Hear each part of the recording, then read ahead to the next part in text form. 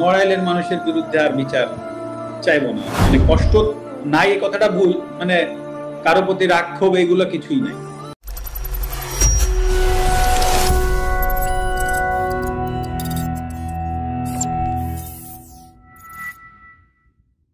আর আমি যে বাড়িটা নড়াইলে আমার মাকে করে দিয়েছিলাম 2000, যেটা বলছি বারবার 15 সালে, তো ধরেন সেই বাড়িটা তো এখন আর নাই, এখন তো ভেঙে চুরে শেষ করে দিয়েছে।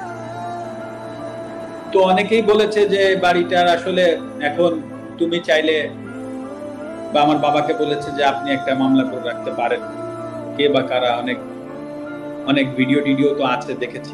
আমি বলেছি যে না, আমি আমার বাবাকেও বলে দিয়েছি যে এটার কোনো বিচার বর্তমান সরকার বা যারাই আসুক বা যারাই থাকুক বা আসুক, হ্যাঁ, তাদের কাছে আমি এটা নিয়ে কোনো বিচার চাইব না। কারণ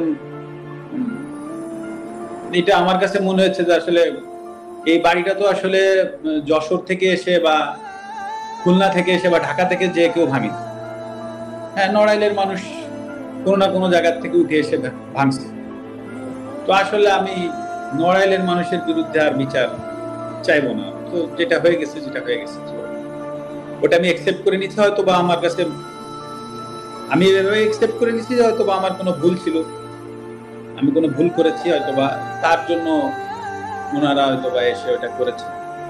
আমার মনে যদি বিন্দুমাত্র কষ্ট এখন আর নাই, আমি মানে কষ্ট নাই এই কথাটা ভুল, মানে কারো প্রতি রাগ ক্ষোভ এগুলো কিছুই নাই।